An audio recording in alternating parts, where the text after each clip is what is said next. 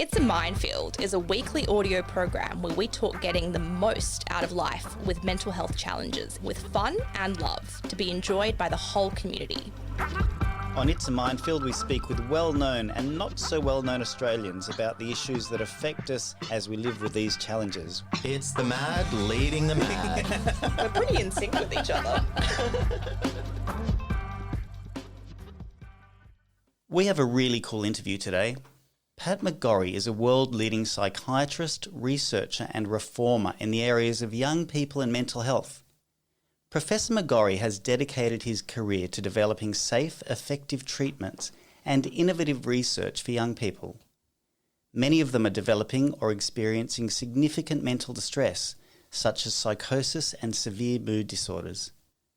This work has helped in the creation of stigma-free, holistic and recovery-oriented models of care for young people and their families. In 2010, Pat was named Australian of the Year for his services to youth mental health, and I'm delighted to be interviewing him today.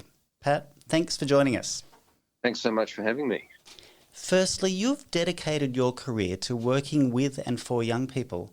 Where did this drive come from? I guess it goes right back to the beginning of when I started working in psychiatry. I was training. I'd done general medicine and wanted to specialise in psychiatry, which is obviously a subspecialty within the medical field.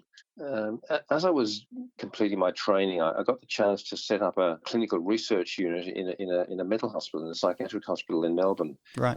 Having moved from New South Wales. And we decided to focus on young people in their first episode of psychosis, first psychotic episode. It became really clear that this was a young person's disease or a young person's illness. And it came at a terrible time in their lives, in the sense that it's the worst possible time to develop a mental illness, because you're trying to work out who you are, how you can develop your own path in life, what sort of friends and relationships you're going to pursue outside of them. What are you going to study? What sort of work or career are you going to have? And at the same time, if you develop a potentially serious mental illness, it just derails everything and also undermines your sense of self and confidence. And so absolutely devastating for these young people. At the same time, they were treated in context or environments surrounded by people many years older than themselves, average age in the 40s at least, with the most disabling forms of the illness that they were being diagnosed with. So they were given a devastatingly negative and pessimistic picture of their futures. So I realised that we had to do something very different, and we had to intervene earlier, because a lot of these young people had been unwell for a long period before they got any help. The way they got help was often very crisis-driven, and sometimes involving the police bringing them into care in a very traumatic way. So a huge area of reform, really, for mental health care. Absolutely. It sounds like a terrible time for young people, as you said, and those first experiences of people maybe hearing voices at that time in their lives is terrifying. Yeah, they were frightened of the experiences that were part of the illness, and they were equally terrified about the sort of treatment scenario and the options for treatment that they were being offered at that time. So huge reform necessary, and many years later, that reform is still very incomplete. But I suppose the next thing then was we did develop very effective new systems of care where we diagnosed the early symptoms of these illnesses in a much earlier stage. We managed to provide much more holistic and comprehensive forms of treatment separately from older adults, and the outcomes began to improve very significantly. So that gave us tremendous confidence that if we were dealing with the most severe forms of mental illness in young people, and we could improve the situation quite dramatically, let's look at all the other emerging illnesses that emerge during the same period, less early adult life, and it's almost everything really in mental health: depression, substance use disorders, personality disorders, eating disorders, and mood disorders. All of these illnesses pretty much develop between puberty and the mid-20s. Most cases, 75% by age 25.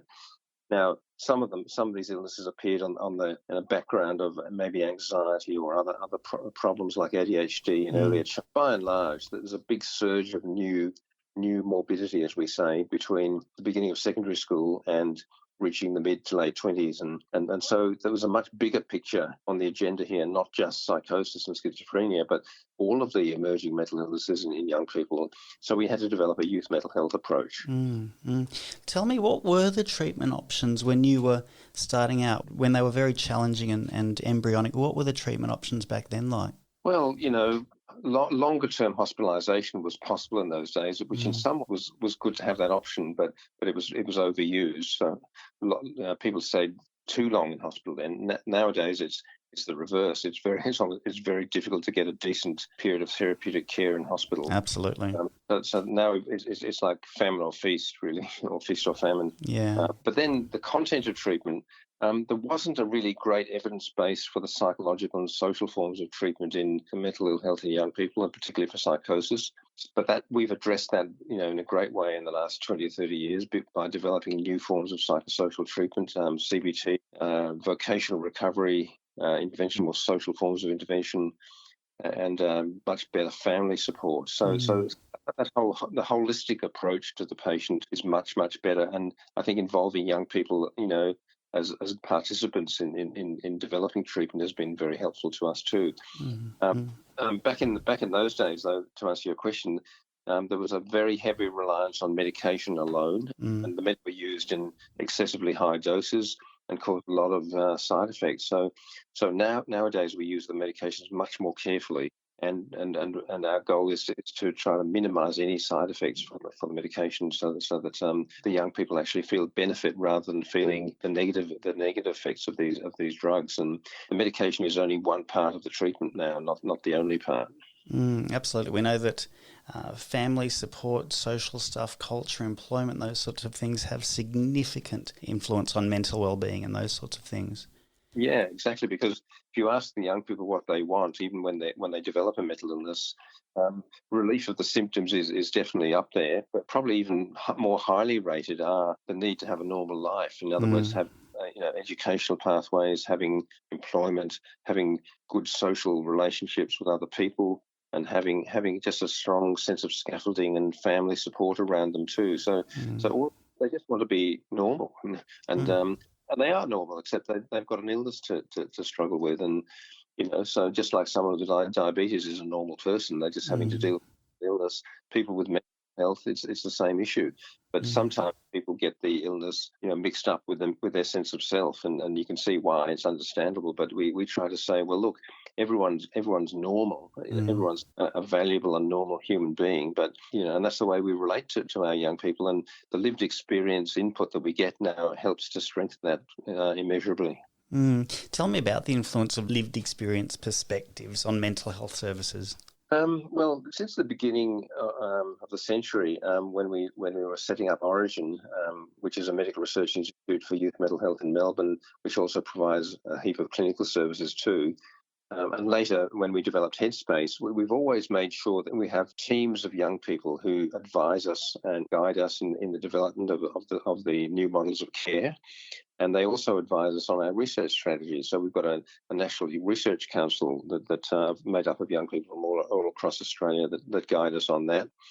And Headspace has similar structures. There's the high energy group at Headspace, which guides the service model for that system of care, which is now in probably by the end of next year, maybe in 164 locations across the country. So, and you can see the influence of young people in the service. You can just feel the youth friendliness when you walk in, the positive branding and the positive messages disseminated, and the young people play a key role in that. Make sure that it's safe and it's acceptable and culturally to young people. And a nurturing space also, I guess. Yeah. And I think we could improve even further in that space if we had more funding to actually design the layout and the kind of the configuration of the services. So there's a lot more capacity for a drop-in sort of model and, more flexible engagement. And so I think there's still ways we can think of improving the model, and the young people are the best guides to how to actually do that. Yeah, absolutely. We involve youth peer workers. We're planning to involve large numbers of youth volunteers as well, which something we learned from European youth mental health services, that young people can actually volunteer and in an altruistic way to help other young people who are struggling. And so I think all of these things are very culturally powerful, and they complement the scientifically based sort of interventions that we offer too, like the medications and the psychotherapies and those other sort of things. So there's lots of different pillars or elements that underpin an effective mental health service, and these are all very important parts. I'm wondering, if you could have a magic wand, what sort of things would need further research? What sort of things would you want to research more? Well, probably, I'll just give one example. We lobbied the federal government and the Prime Minister in particular, and he was very supportive of this, with the message that eating disorders, anorexia nervosa in particular, is a very serious and potentially lethal illness, affecting mainly young women, but also young men too. And yet it just hasn't been taken seriously enough, either in research or in clinical care. So we basically pitched the idea of a mini moonshot to the government, and they've actually responded with funding to set up a new research initiative in anorexia and eating disorders, because we feel that illness is very poorly understood. You know, the nature, what is actually causing it. I mean, there's been a lot of mythology and pop psychology theories that, for example, publishing pictures of skinny models in magazines is somehow creating this illness. You know, it might cause some body image problems for young people, but that's not enough. That's not powerful enough a risk factor to cause a life-threatening illness like anorexia. So there's something much more serious going on, which is not well understood by our profession. So we need a discovery research program to actually go back to basics and work out what the nature of this illness is, and then develop novel and effective treatments for it, because we really don't have much treatment options available apart from, I suppose, reactive, palliative sort of approaches. What are some of the wins we've had? What are some of the treatments and the strategies that have worked well in the past, say, 10 years? Yeah, well, I suppose one of the problems of the drug therapies that we have, while they are effective, the pharmaceutical industry is not investing in research and development in mental health, despite some of the media controversy that's always sort of centers around big pharma, quote unquote. People think that somehow they're making squillions from exploiting, the situation in relation to mental health, but in fact they've actually left the field. And you can see in cancer, where they're constantly working on new drugs and better and safer treatments and more effective treatments, how much that field of healthcare has benefited from that sort of R&D work. We're bereft in mental health. We really need to somehow attract these companies back into the mix with government and working alongside us to actually produce some new, safer and better treatments. What is it about mental health that seems to get less maybe funding or compassion or something like that than other things like cancer or heart disease? That's the $64,000 or $1 million question. It doesn't make any sense at all, because mental illness is one of the big three non-communicable diseases alongside cancer and heart disease. And actually, it causes twice as much economic damage to the society as cancer. And yet cancer is funded, probably 30% of the health budget. Mental illness is funded about 7% of the health budget. So it's kind of absolutely paradoxical. I think the reason is that, it's been in the shadows for a long time. It's been not seen by a lot of people as kosher health problem almost. It's almost seen as a character weakness by many people still, or just, a normal response to stress. And you constantly see stories like, we don't want to medicalize this, or we don't want to pathologize this. And you don't want to pathologize just normal reactions to stress. But, we're so far away from doing that. It's not funny. What we are doing is turning away 3 out of 4 young people who've got a serious need for professional help, because we haven't got the resources or the system to respond. So we're a long way away from over-treating and medicalising in the way that some of the media actually like to characterise it as. So the reason is stigma, but it's changing. I think Australia is much more conscious now of this kind of paradox. And we are seeing governments like the Victorian government, who just had a Royal Commission and are now putting another $3.8 billion into mental health care to rebuild and redesign the system. The federal government is probably also moving in that direction, but it needs to move a lot more strongly and a lot more rapidly as well. What would you say to a young person who may be experiencing some really scary stuff, such as hearing voices or thinking about suicide? Well, often when you get those sort of symptoms or experiences taking over, the natural reaction is to sort of cover them up or feel self-conscious and not know how to talk about it with other people, or maybe be reluctant to talk about it. So the big thing is to overcome that tendency and reach out to someone you trust. And I often talk about the expression pools of trust. You have to dive into the first pool, which is basically probably a friend or a relative who you can actually share these experiences with in a safe way. And then the responsibility is on that person to take you to the next pool of trust. In other words, find you some professional help that is trustworthy and safe, with which you're going to feel comfortable sharing these experiences, because these are treatable problems. The vast majority of people that have these problems can be helped enormously by expert professional help if you can access it, and if you can access it in a way that you feel safe and comfortable. Lastly, how do you think we can be better allies for young people? I think the most important lesson to learn is to trust them and to listen to them. Yes. And to respect them, because honestly, when you do sit down with them and talk, like I've just done today earlier with a young person with an eating disorder, actually, it's quite inspiring because they are so knowledgeable and wise beyond their years. And it's very validating, I think, that they're able to kind of, understand what we're trying to do and add value to it too. So I think tremendous respect and kudos to them. And, I'm full of admiration for their energy and for their premature wisdom, you could say. And they've had a raw deal as a generation, I think, these days, because society has not actually looked after their interests very well. So I think we've been quite in like older generations, and in terms of thinking about what the young people need, and the financial pressures, the social options, and I think even things like climate change, I think we haven't really thought about their needs and futures enough, and that's probably why they're struggling more than ever before in terms of their mental health. I suppose we are providing new systems of care to look after them and to help them recover, but it'd be also very good to understand why they're becoming unwell in bigger numbers in the first place. Well, we're lucky in our country to have someone like you looking after young people, having their backs. So I'm really grateful that we could chat today, and thank you so much for joining us. Oh, thanks. It was a real pleasure and privilege. Thank you. Welcome to Club Mind on It's a Minefield. You're joining myself, Caroline Savransky, and 3 panellists who all have lived experience and are kind enough to come on board and have a chat about the interview we just heard. Welcome aboard, Bree, Jarod and John. Hey, Caroline. Hello. Hey, how you going? So you just heard an interview regarding youth mental health with Pat McGorry. What are your thoughts? I really like that he talked about the mental health reform that's needed and that it's still incomplete. I think particularly for youth mental health, I actually work in a hospital setting and I still see young people coming into the adult mental health unit. So I really liked that he mentioned needing like more holistic care and treatment separate from older adults. And yeah, just hearing a psychiatrist be really passionate about this area is quite heartening. And I really believe in the need for some reform in this area and just giving people more options and concentrating more on the social and emotional well-being. What about you, Jarod? What did you think of the interview? Yeah, it was a good interview. I know, especially down in this area, like Sydney, South Coast area, there's not much kind of support for people like younger age type thing, other than like headspace, stuff like that.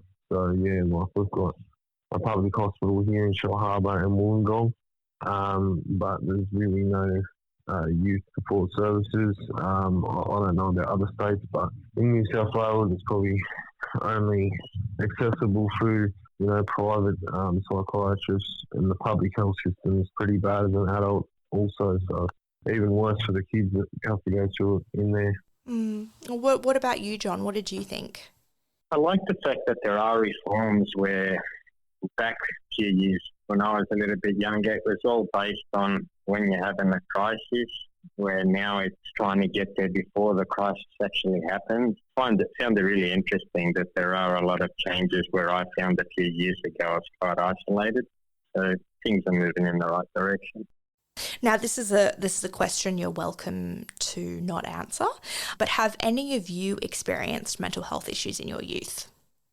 I have, from about 14 years old. And at the time, I was told to be that I was very hyperactive.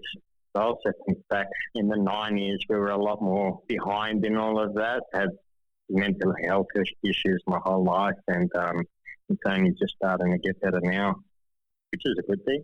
I actually have a lived experience of psychosis. So my first experience of navigating the mental health system was when I was 20 years old, and was definitely far from trauma-informed and recovery-orientated like they're trying to move towards today.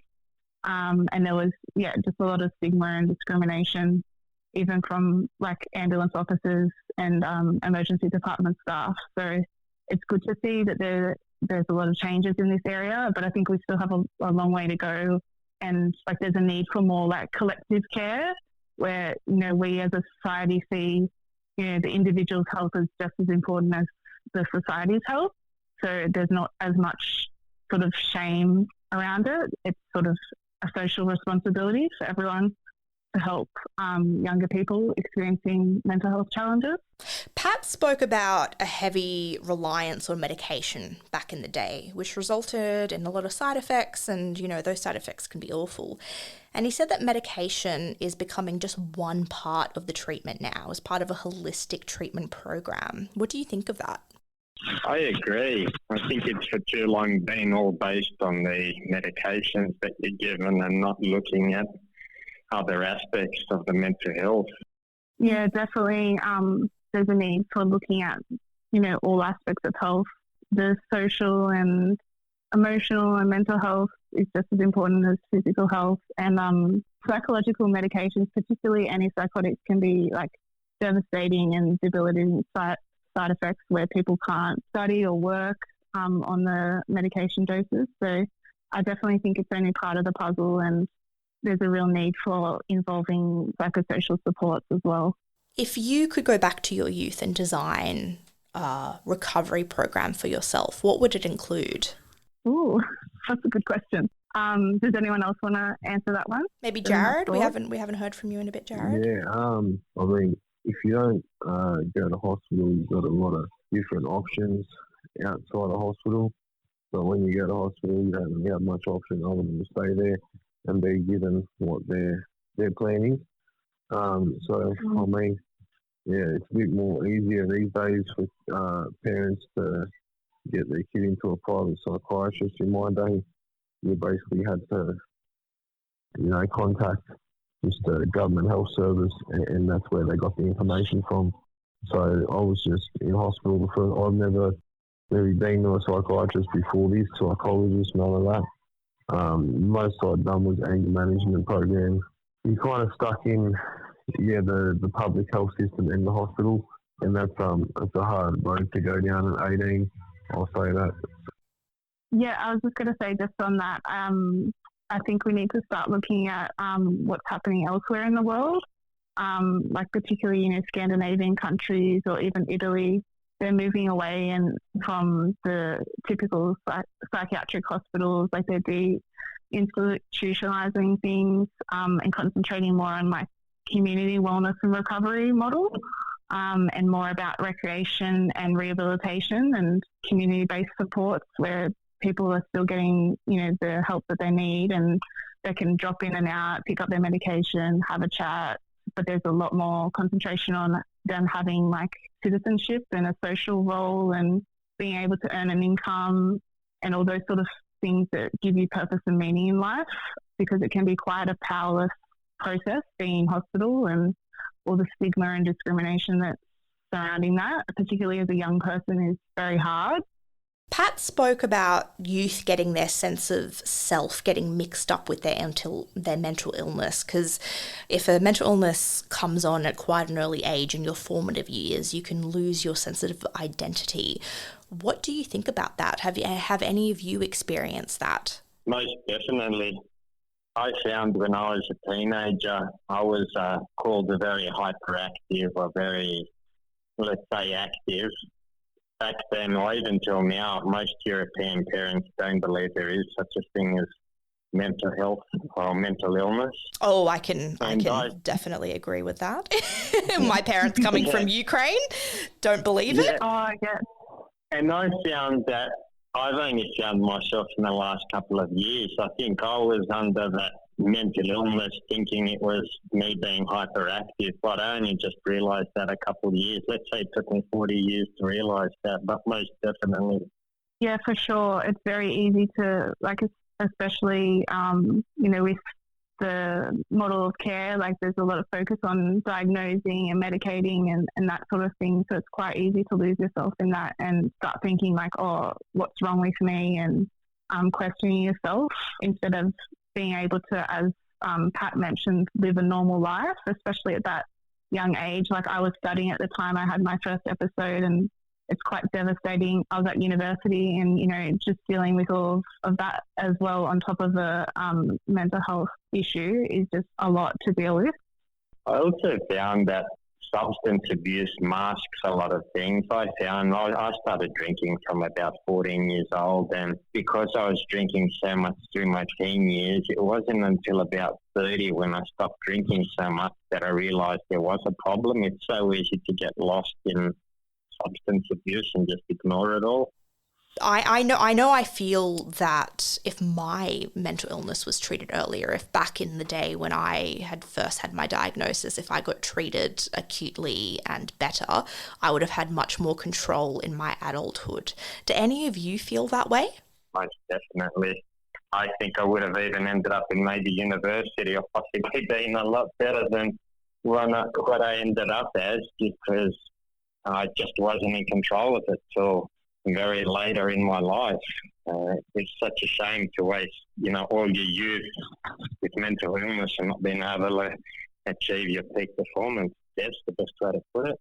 Yeah, we definitely need to focus more on prevention and early intervention, so that people, like you said, can reach their full potential and they're not robbed of those formative years where you're developing your identity and your sense of self and you're trying to figure out what you want to do in life.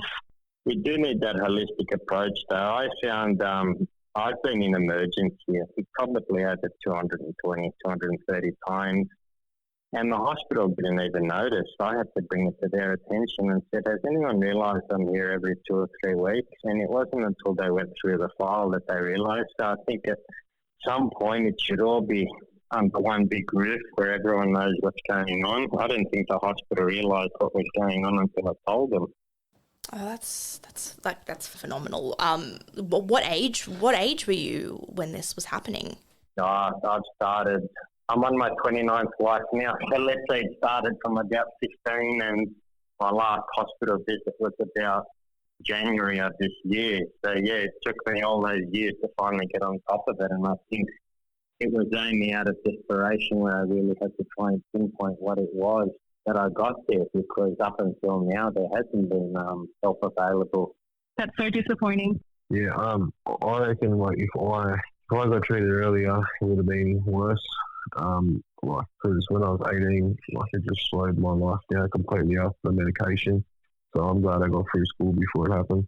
To tell you the truth. So you're saying that you're glad that you got treated later? Yeah. I don't think I could have got through school with all that medication. I don't think I would have achieved anything, to tell you the truth. Yeah. What if the treatment wasn't necessarily those very strong medications? What if you just had emotional support? Well, I don't know completely, but all I can say is the treatment from 18, there's no way I could have went through year 10, year 11, year 12, even year 9. Wouldn't have done it. I wish I had some medication during my school years. It was so hard going to school with a hangover at 15 years old. That was I didn't drink. I didn't drink until year 10, and it was only weekends and stuff like that. I think that shows that mental health is so individual, which is why I think people struggle with it and try and struggle to understand it as well if they haven't been through it, because it's different for everyone, and that's why we need more options for people. We need to be thinking more holistically, not a one-size-fits-all sort of approach. So, Jarod, I'm curious to know, you said that you are happy that you didn't get treatment when you were younger. Yeah. Does that mean that you are quite unhappy with the treatment that you have been having? Yeah, definitely. Yeah, sure, the hospital can't completely blame it on their, system, but I mean, other hospitals that I've been to, a lot more open-ended, a lot more further than that. That's just dispensing medication and spending all the rest of the time behind the glass. Like, that's all it was. So, yeah, I kind of find I'm happy that I went through school without that treatment. I was, after I'd been somewhere else, I was quite disgusted on how it was there. So I hope I don't ever go back there, to tell you the truth. Pat mentioned that youth that are living with mental illness are often surrounded by much older people who are quite debilitated, and it gives youth quite a pessimistic outlook on recovery because they're surrounded by people who, you know, unfortunately did not recover as well as we would have liked. What are your thoughts on that and youth being surrounded by people more their age? Well, you look at a documentary like that Stephen Fry documentary that he did, going around to all the school kids and stuff that have been medicated, and you see it as, you know, it's pretty hard for them to go through school on Ritalin and stuff like that, ADHD and stuff like that, like very hard for them to live a normal life once they've been medicated like that, compared to a normal kid that just wakes up every day and goes to school. There's a definite need for there to be like youth mental health like focused treatments where they're not just dumped in the mental health unit with all older adults, and they have their own sort of choices to make in regards to what treatment and care they receive, and sort of just giving them their power back. Like Pat was mentioning how he's, in utmost respect to young people for their value that they add to their care and their understanding of their treatment. I think empowering them a bit more and involving them in their own care also would be just better outcomes overall, I think. We're going to wrap it up now, but if each of you could share for our listeners, perhaps our youth listeners who are struggling with their mental health now, what advice would you give them? No, just kind of keep it to try to, just take it day by day. Don't plan year by year, and just take it day by day and just go positive as much as you can. And if you need help, get help as it comes, Don't contemplate suicide or stuff like that. You'd be reaching out to someone. Bree, could you offer any words of hope? Yeah, I guess just know that you're an individual, you're not your diagnosis. If you are given a diagnosis and, just because you have a mental health condition doesn't mean you can't go on to have great quality of life.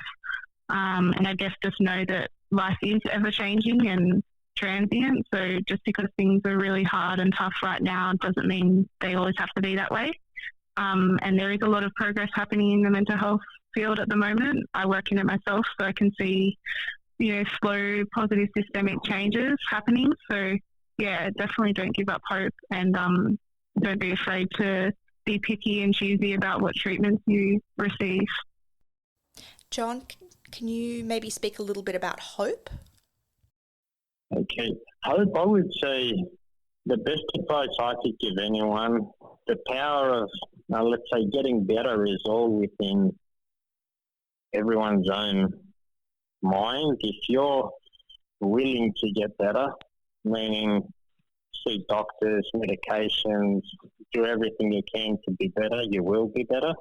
I think if you sit there just waiting till you have a crisis and turn up at hospital, that's not really going to help you. You just have to go in head first and get as much support as you can, and it just better prepares you for everything, your ability to function and cope with everyday life, I guess. Anything anyone wanted to add before we wrap up? Yeah, I just want to say, give a shout out to Tim Heffernan, the Deputy Mental Health Minister, doing a great job in the Shire and Wollongong, Sydney area. We just, youth mental health and mental health in general, setting up a lot of stuff with Headspace and, even stuff down in Victoria. So, just generally, just keep going with what you're doing. That's it. You just heard from Bree, Jarod and John, who are 3 panellists on It's a Minefield.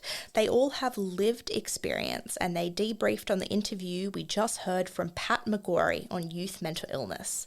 It's been a pleasure hearing from you guys and thanks so much for sharing your thoughts with us. Thanks, Caroline. Thanks for having us. Thank you, Caroline.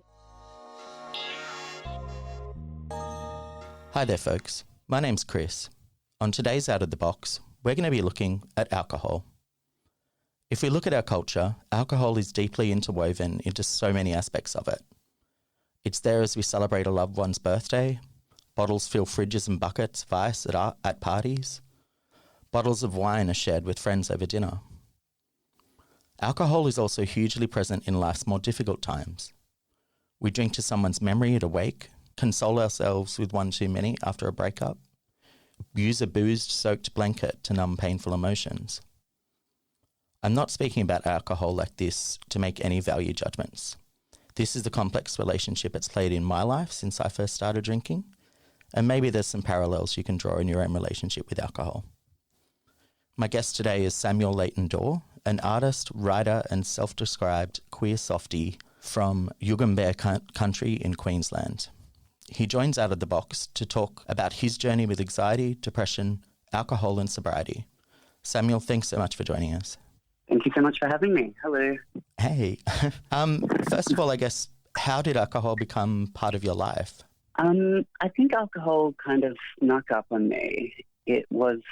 There isn't kind of a defining moment where I started drinking, but I think it was definitely a way for me to have shared experiences with other young people who I didn't necessarily feel confident around or accepted by at a certain point in my teenage kind of life. Around 15, 16, I think, was when people started bringing beers and little flasks of vodka to parties and stuff. And yeah, that was kind of the starting point for me, I think. Yeah, and it sort of I guess helped with community and friendship and helped you make friends with people you might have been otherwise not confident to talk to. I've always been an anxious person, very sensitive, uncomfortable meeting new people, and the opportunity to have the edge taken off of that while also having shared social experiences with young people was kind of too hard to pass up. It felt like a way in, and it felt like a way out of myself too, which was kind of an interesting paradox now that I say it out loud. Yeah, it is a paradoxical kind of thing, how it, lessens anxiety in social situations, but then can also lead to more anxiety in terms of not dealing with emotions. And yes, very bad. And I guess, how did alcohol make you feel about yourself at this time, when you first started drinking? I think I became funnier when I was drinking, and when I wasn't kind of sure what my contributions were as a young person, the ability to make people laugh felt kind of special, I think. And I guess it kind of coincided with coming out as a queer man when I was 15, 16. Yeah, that was kind of around the same time I started drinking. So it's kind of tied up with a whole bunch of different stuff that in hindsight is a bit blurry because I was so drunk. Yeah, I can understand how it would intersect with sexuality and with coming out. Also, it's very common at all social kind of situations. Yeah. I mean, it's kind of entrenched in every aspect of Australian culture, but I think when you're kind of becoming a queer adult, there's a lot of the spaces which are kind of set aside for us to meet and to congregate are kind of bars and clubs and places where alcohol is very present. So that was kind of another challenge. And soon after that, I got a job in a bar, and it was just always there. And I think there was a big sense of using it to avoid problems from childhood, unresolved kind of traumas that I really didn't want to face, and I did not face them. I drank. Yeah, I can definitely relate to that. How has it sort of interacted with your mental health, your anxiety and depression and the unresolved traumas that you mentioned? It kind of feels a bit like a chicken and egg situation where it's kind of hard to tell where one ends and the other begins. Drinking alcohol certainly helped ease my anxiety in a similar way to Valium. It's kind of a really kind of instant balm, but I would wake up with huge anxiety the next day and would then drink to numb that anxiety. So it kind of became this self-fulfilling prophecy of alcoholism, which was it's a tough cycle to kind of get out of once you're in it, because it all feels too hard to navigate without your crutch. So it wasn't until kind of a year ago almost where I noticed I was drinking more by myself, and I kind of acknowledged that dealing with something like a global pandemic would likely be a fork in the road for my drinking, in that working from home, often being by myself, and having so many of my other kind of social outlets restricted felt like fertile grounds for drinking a lot more than I usually would. So I used that as an opportunity to stop drinking, and my sobriety coincided with getting a proper diagnosis for complex post-traumatic stress disorder, and I've been in therapy every Wednesday since.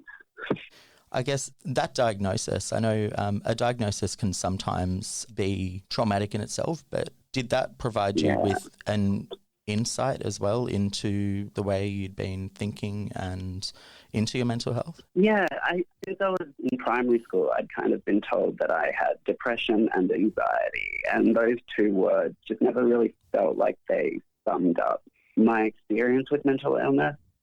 And even though they were more palatable and easier to understand for other people, it never felt right for me. And having a psychiatrist talk to me about PTSD and then reading about it, it wasn't an instant fix or anything, but it felt like I had the reference image for the puzzle I was trying to make, in that I'd been trying to put all these pieces together, but I didn't know what the image was. And now I can look over and be like, okay, this makes sense. I can slowly put these pieces together now with the knowledge of what my triggers are, why certain social dynamics make me feel like screaming, why I get defensive in certain environments.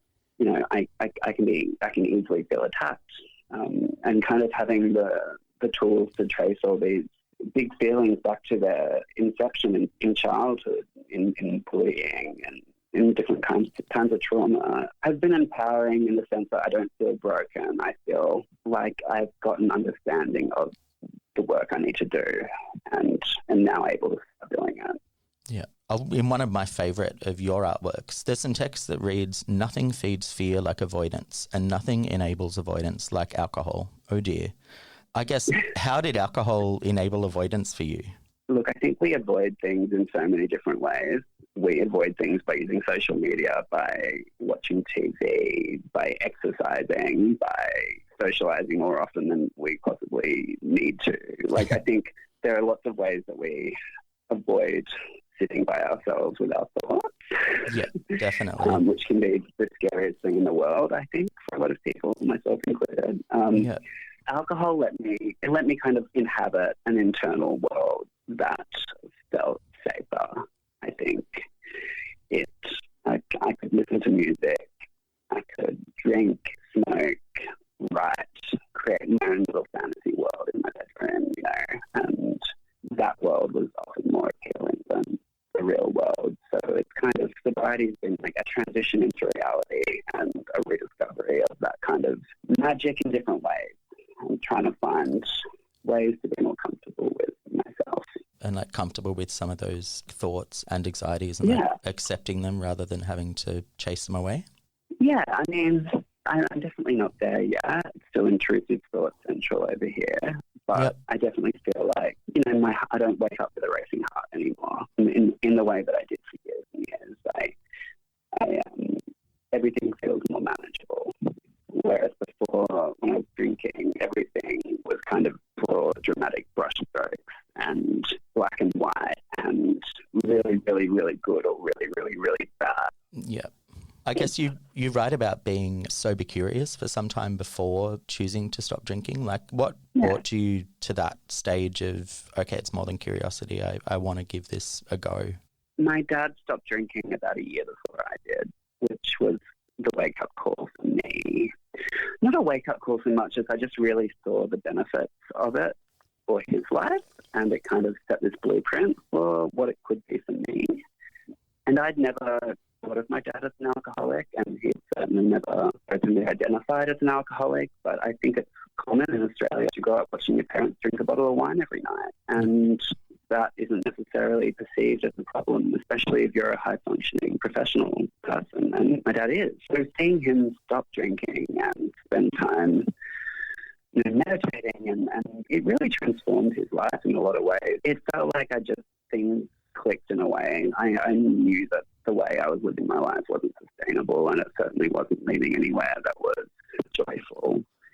And something about seeing my dad do it was quite emotional, and I felt really proud of him for making such a positive change in his life, and it inspired me to try and do the same. But it was definitely a long process before that, of peripherally understanding that the amount I drank was a problem, of avoiding that problem altogether, slowly seeing people talking about sobriety, having those conversations become less scary, less stigmatized gradually over the years, and then having someone close to home stop drinking.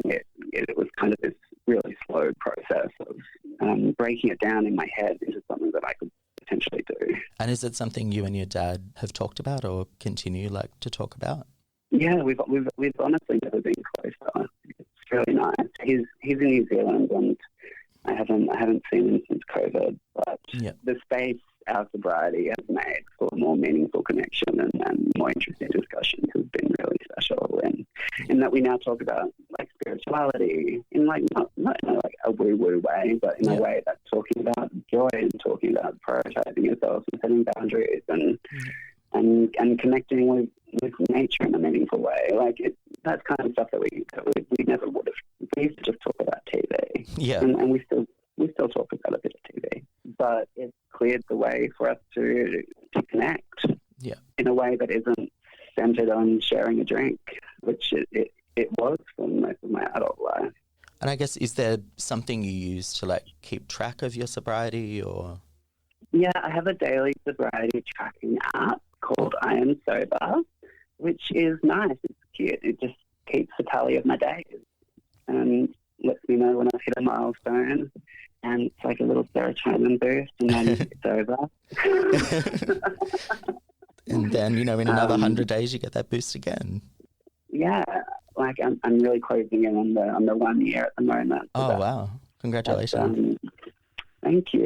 I don't know what the day after 1 year will feel like. It's been a helpful little tool. And also just kind of talking about it online has been really nourishing in the sense that so many people do kind of deal with this problem in different ways. I think in a lot of ways we're all kind of navigating the complex aftermaths of our childhood. Yeah, that's what the 20s and 30s and beyond are. Yeah, look, it's still not easy. It's not something that is just my life now. Yeah. I still get to a certain point in the evening where I'm like, God damn it, I was really loving that though. Yeah. That is still there.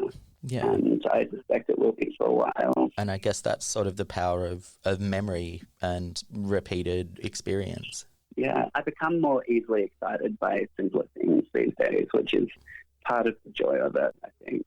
Oh, that's really nice. And I guess you mentioned some of the struggles with continuing to choose not to drink, like the memories and stuff like that of drinking. Is there any other struggles that you're kind of facing? Oh, yeah, my social life has died a slow death, but I'm a little too comfortable with that. It's bringing out the introvert in you. It kind of has. I mean, obviously it's been a perfect storm with COVID, and I did have the realization recently where I was like, did I ever enjoy parties, or did I just enjoy an excuse to be drunk? Feeling okay about drinking because everyone else was too. Yeah. Because no part of me wants to go to a party anymore. I feel like I've aged a decade and also become younger. It's weird. Yeah, so it's all a process. Yeah, definitely. And I guess how has your anxiety and depression looked now that you're not drinking? Has your experience of anxiety and depression and sort of strong emotions changed? I would say that I'm less depressed. There has been a real gradual kind of loosening of depression in my life. I don't feel so much dread anymore. I enjoy my morning walks and I notice things that I didn't notice before. And that's kind of something that I didn't realize was happening until a while in. It kind of crept stuff for me. I mostly cry over happy things now. That really happy bit at the end of a movie, or just like even someone getting complimented on MasterChef. I'll cry. Like, I used to pour myself a drink and watch some real depressing shit. and just kind of wallow. Yeah, I did. I wallowed for years. I kind of feel slightly liberated from that without alcohol in the equation. And I guess, like, has your creative process changed since you've stopped drinking? I think I've gotten better at things.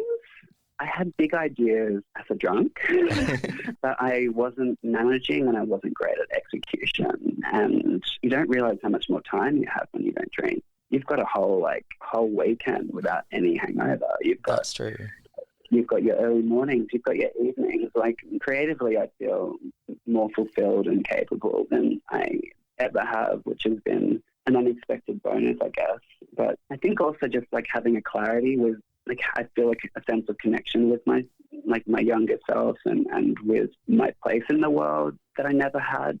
There was always kind of a blurriness and a sense of disconnect and a sense of not belonging. And I've kind of finding belonging in myself has really been rich material to work with, and I'm enjoying using my creative work to kind of negotiate some of the trickier parts. That's amazing. And I guess, like, what would you say to a friend or a listener who's currently sober curious and, like, looking to change their relationship with alcohol? I would say no pressure. I would say don't judge yourself.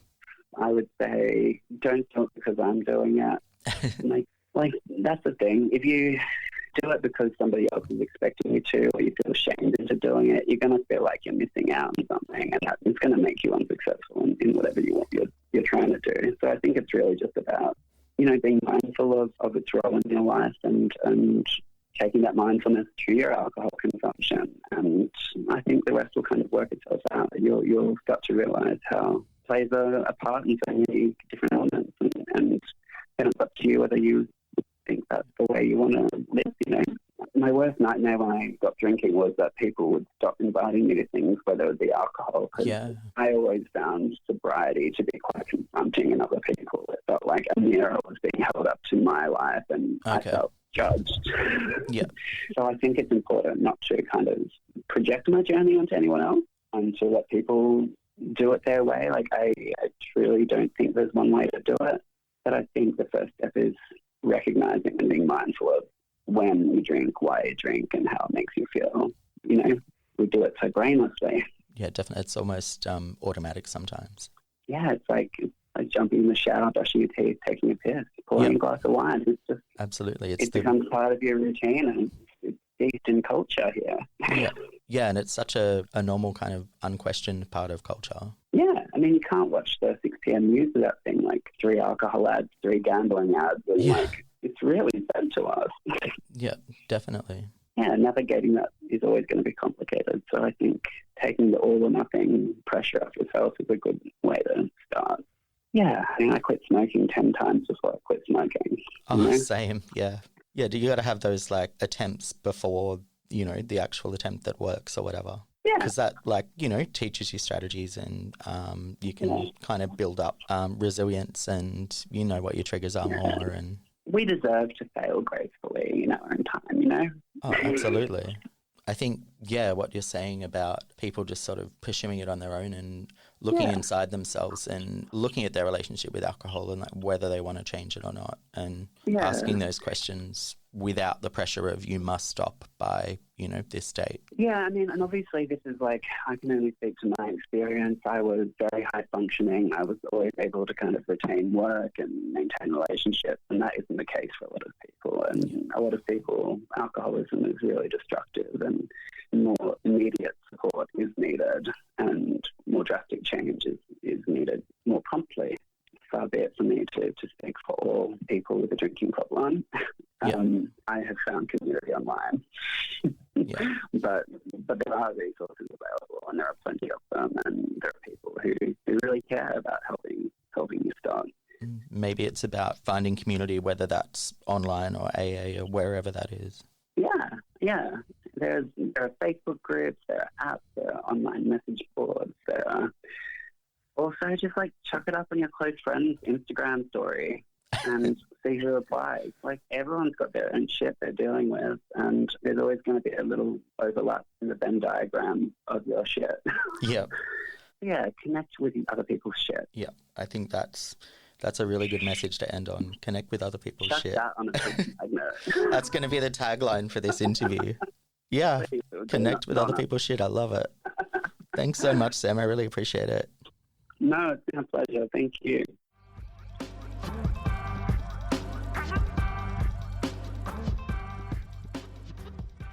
Thank you for tuning in to It's a Minefield. This program has been kindly funded by the Mental Health Commission of New South Wales and broadcast on community radio station 2RRR in Sydney. Produced by Leon Fernandez, Caroline Savransky, Chris Jager, with executive producer Jeff Furlow. You can reach out to us on Instagram and Facebook with the handle It's a Minefield, or get in touch via email info@iamf.org.au. See you on the flip side, June bugs.